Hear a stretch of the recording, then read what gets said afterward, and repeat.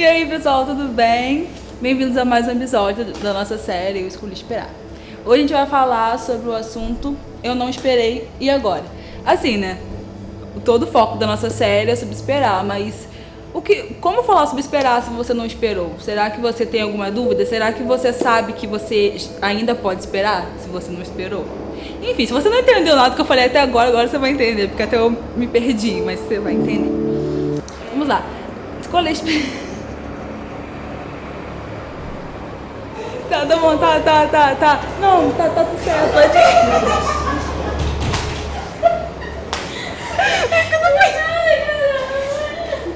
Vamos lá. Ai, meu Deus, tem que falar tudo que eu falei no começo, esqueci. E aí, pessoal, tudo bem? Bem-vindos a mais um episódio da nossa série Eu Escolhi Esperar. Bom, hoje no dia de hoje, primeira coisa. Hoje a gente vai falar sobre Eu Não Esperei e Agora. Vamos lá, enfim, todo o foco da nossa série é sobre esperar, sobre escolher esperar. Mas o que fazer quando você não esperou? Vamos lá. Primeiro a gente tem que entender que escolher esperar não é só guardar o corpo, mas também guardar o coração. Infelizmente, quando a gente fala escolher esperar, já vem primeiramente na mente das pessoas sobre guardar o corpo, mas vai muito mais além disso, também é guardar o seu coração. Ou seja, zero contatinhos, não tem passar rodo, não tem nada disso. Eu também guardar seu coraçãozinho, esperar que uma pessoa chegue, não pra passar no seu coração, mas pra fazer morada, né? Então, importante, não só guardar o corpo, mas também guardar o coração. Bom, se você não esperou, ainda dá tempo. Se você tá nesse vídeo aqui, enfim, se você ainda não esperou, você vai entender que ainda dá tempo esperar. Porque Deus, ele é um Deus que adora recomeços, então vai ser um prazer para ele recomeçar o seu escolher esperar. Mas para a gente trabalhar isso, a gente vai dividir em dois casos: após a conversão e antes da conversão, ou seja, antes de você aceitar Jesus e depois de você ter aceitado Jesus. Primeiro a gente vai trabalhar o antes da conversão. Quando você aceita Jesus, por exemplo, se você tem uma relação com alguém, você meio que faz uma aliança com aquela pessoa. Mas se você teve relações com várias pessoas, enfim, né? Mas aí você aceitou Jesus, mas aí agora você quer escolher esperar. Mas, Esther, será que eu posso escolher esperar depois de ter tido relações com várias pessoas e eu escolhi esperar agora, mas será que isso vai valer? Sim, isso vai valer. Por quê? A partir que você aceita Jesus, você nasce de novo. Quando você nasce de novo, você vira uma nova criatura. Ou seja, tudo que você passou já foi apagado. Em 2 Coríntios 5,17 diz: assim que a gente está em Cristo, nova criatura é. As coisas velhas já passaram, eis que tudo se fez novo. Ou seja, tudo que você fez antes de você aceitar Jesus já foi apagado. Jesus não se importa com aquilo. Você é uma nova pessoa, você é uma nova criatura. Ou seja, se você quiser escolher esperar agora, se você quiser guardar o seu corpo novamente, guardar o seu coração novamente, você pode fazer isso. Porque é um presente que Deus dá, então desfrute da obra libertadora de Jesus. Então agora a gente vai trabalhar o segundo caso, que é após a conversão. Ou seja, se você teve relação com uma pessoa depois de ter se convertido. Nesse caso, as consequências são diferentes, a situação é diferente, porque provavelmente você já conhecia, você já sabia que isso era errado, que não deveria fazer. Porém, Deus tem uma palavra de consolo para o seu coração, que fica em Provérbios 28:13, que diz assim: quem esconde seus pecados não prospera, mas quem os confessa e os abandona encontra a misericórdia. Ou seja, para a gente entender um pouco mais esse versículo, a gente vai separar ele em 4 partes. A primeira parte diz: quem esconde seus pecados não prospera, ou seja, pecado oculto.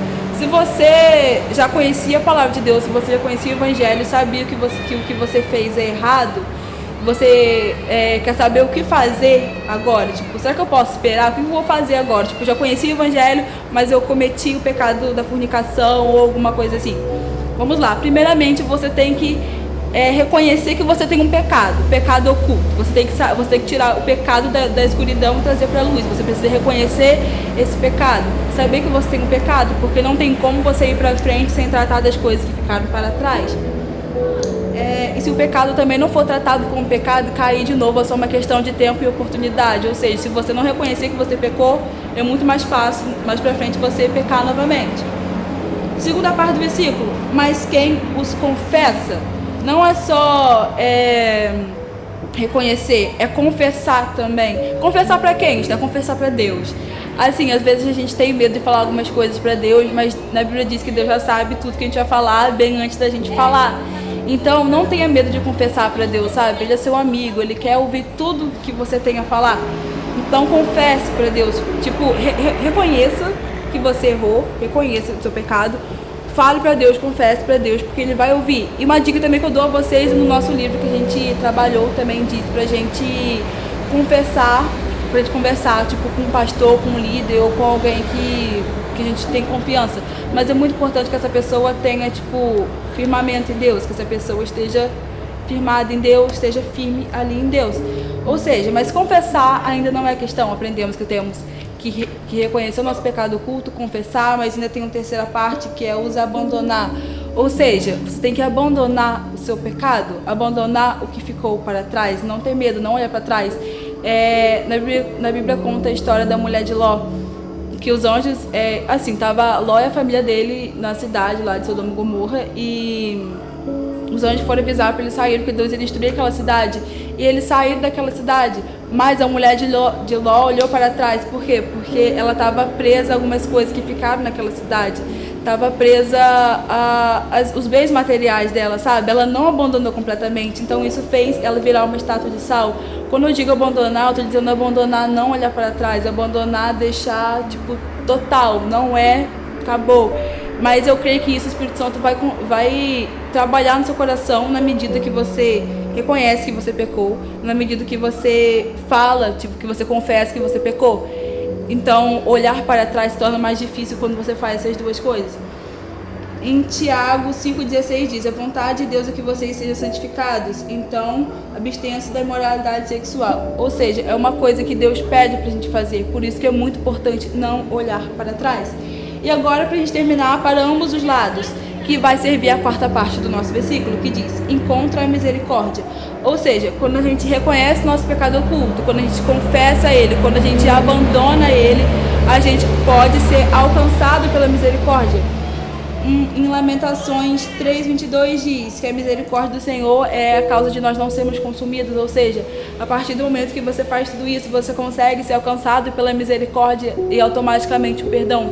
E é muito engraçado, porque quando eu estava estudando isso aqui, eu lembrei muito do rei Davi, que foi o homem segundo o coração de Deus.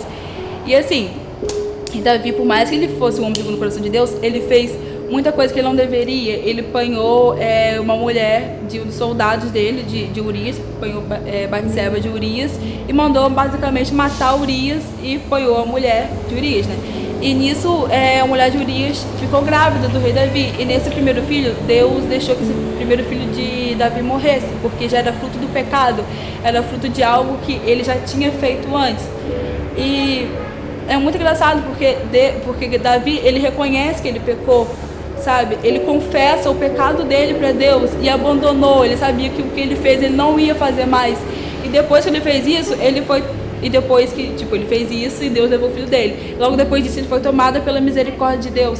E isso nos faz pensar o quê? Quando a gente é tomado pela misericórdia de Deus, a gente se coloca em um lugar que a gente pode viver um novo Deus na nossa vida. Logo depois de um tempo, Batseba ficou grávida do rei Salomão, do futuro rei Salomão, que foi um grande homem de Deus. Ou seja, mesmo depois de Davi ter pecado, ter errado, ter feito algo que magoou muito o coração de Deus, ele reconheceu, ele admitiu, ele confessou, e ele pôde ser tomado pela misericórdia de Deus, e a partir disso ele pôde viver um novo de Deus, e Deus, através disso, fez grandes coisas na vida dele. E eu creio que também Deus quer fazer grandes coisas na sua vida sentimental, na sua vida espiritual, tipo, independente da área dela. Então, acho que é isso, né, gente? Espero que essa palavra tenha entrado no coração de vocês e fazido morada, para que, nem se é feito ou fazido, não, feito morada. Jesus, Bruna agora. Enfim, gente, um beijo pra vocês, até o nosso próximo episódio. E fazido morada foi a melhor coisa. Fazido foi...